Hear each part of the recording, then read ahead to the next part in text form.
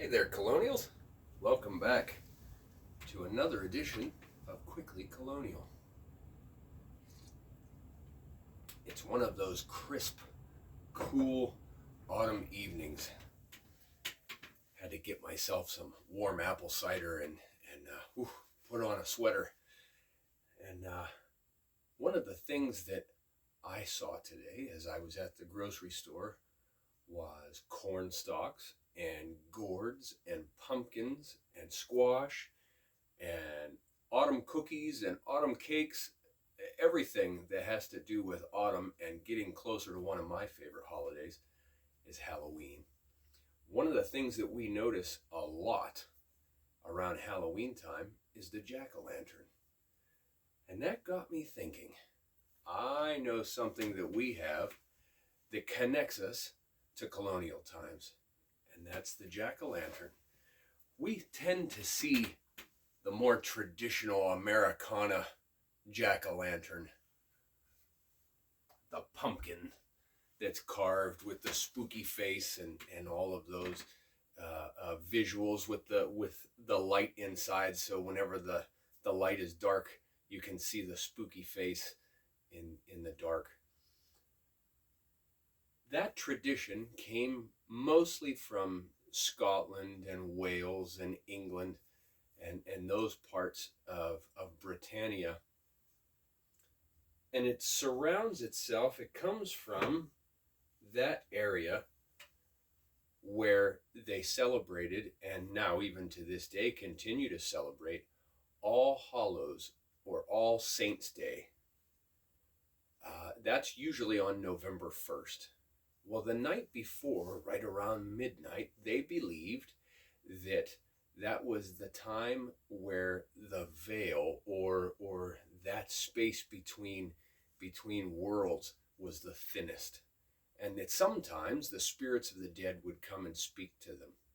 And so also that time period, there was a belief that during that time that the spirits and the ghosts of family members could come and talk to you, was also a time where evil spirits and the devils could come and trick you and drag you down to hell.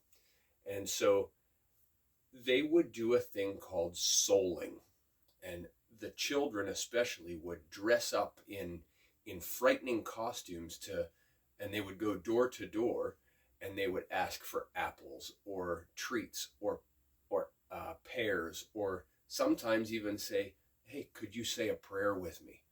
And they would go door to door. And one of the things that they would do is they would take a gourd or a turnip or things like that, and they would carve it out, and they would put a candle inside and put a piece of rope or a piece of twine and carry that handmade lantern in the dark as they went souling. So that's where we get the idea of trick-or-treating. Well, once they brought those traditions to America, they noticed that they had this oversized squash, this pumpkin.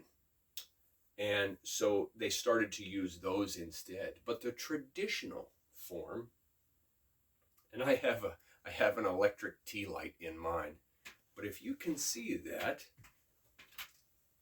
this is actually a turnip. And believe me, a turnip is a little bit harder carving than a pumpkin. But that's the traditional jack-o'-lantern, was a turnip or a squash.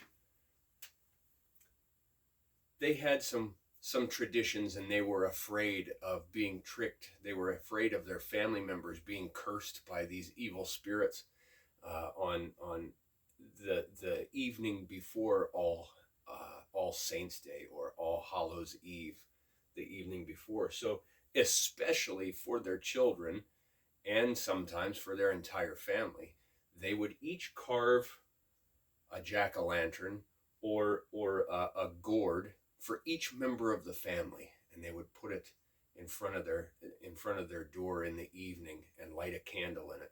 That would keep away those bad spirits from all their family members until the next day, the High Holy Day or All Saints' Day. All Saints Day falls on November 1st, and that's for all of those saints that have died and gone to heaven.